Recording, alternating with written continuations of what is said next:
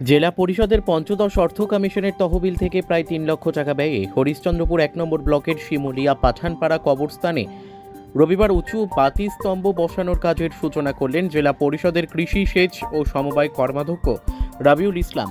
স্থানীয়রা জানান, গ্রামের বাইরে কবরস্থানটি হওয়ার কারণে সন্ধ্যা হতেই অন্ধকারে ঢেকে যেত, রাতে চরম সমস্যা হতো।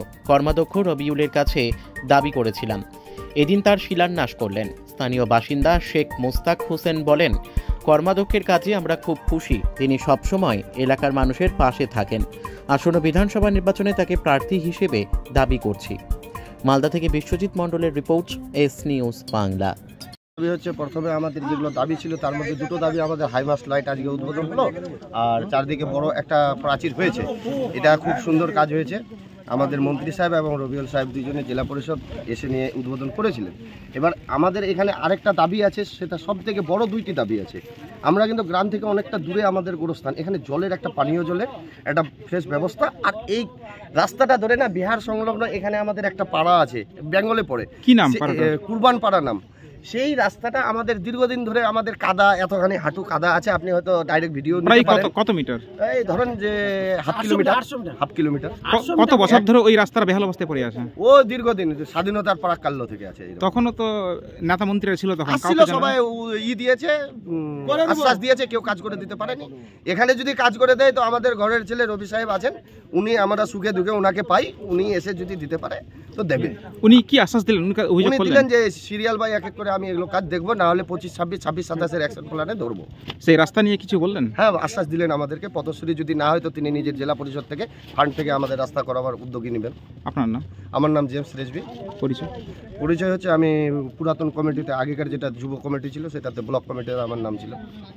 আমাদের শিমুলিয়া কবরস্থানে শিলান্যাস হলো, যেহেতু দীর্ঘদিন ধরে আমাদের দাবি ছিল গ্রামবাসী যে আমাদের প্রাচীরটা যেন হয় এবং তার সঙ্গে লাইট এবং জল, এই তিনটা দাবি ছিল। তো যাই হোক, অনেক অনেক ধন্যবাদ দেব আমাদের মন্ত্রী সাহেব এবং জেলা পরিষদের আমাদের রবিউল ইসলাম কর্মাধ্যক্ষকে, যে ওনাদের সহযোগিতায় আমরা প্রাচীর ওয়াল পেলাম। আজকে আমরা যে শিলান্যাস মানে করা হলো সেটা আমাদের, যাই হোক, লাইট। কত টাকা বরাদ্দে এই লাইটটা বসছে?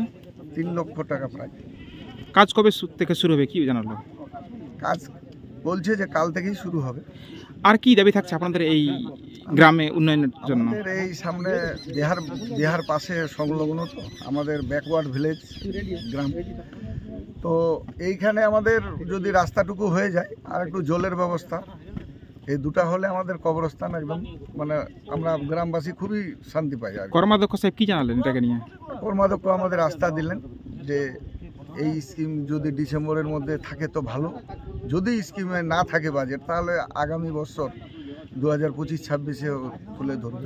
এই পঞ্চায়েত নির্বাচনের প্রায় 1.5 বছর কেটে গেল, কতটা পাশে রবিউলকে পেয়েছেন এবং কিভাবে পাশে দাঁড়াচ্ছে আপনাদের? সুখে দুঃখে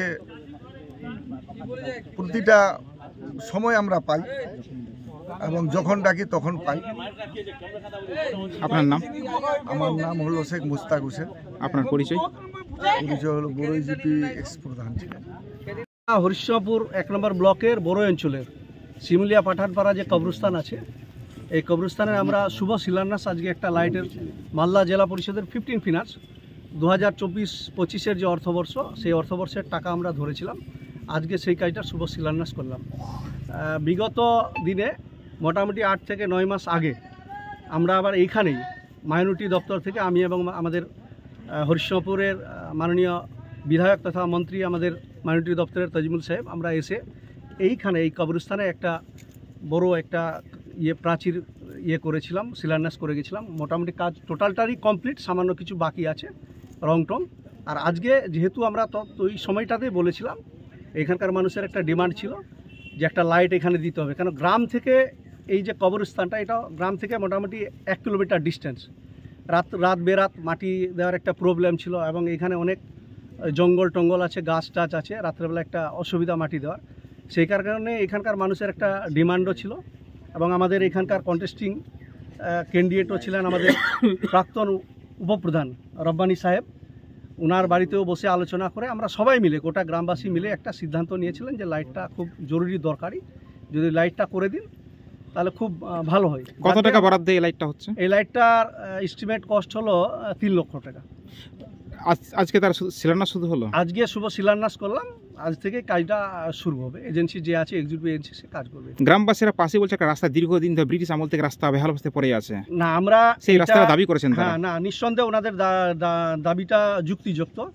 বড়ই গ্রাম পঞ্চায়েত থেকে আগের যে বোর্ড ওরা এনআরজিএস থেকে অনেকটাই কমপ্লিট করেছেন, বাকি কিছুটা অংশ বাকি আছেন।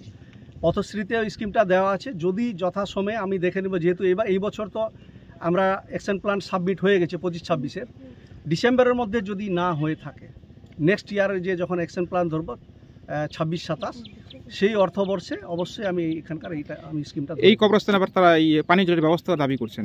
একে একে সবটাই আমরা করবো, আস্তে আস্তে হচ্ছে। বাউন্ডারি ছিল না, করলাম, লাইটটাও দিলাম, রাস্তাটারও দাবি আছেন যুক্তিসঙ্গত, আমরা সেটাও করবো, অবশ্যই করে দিব, না করার নেই।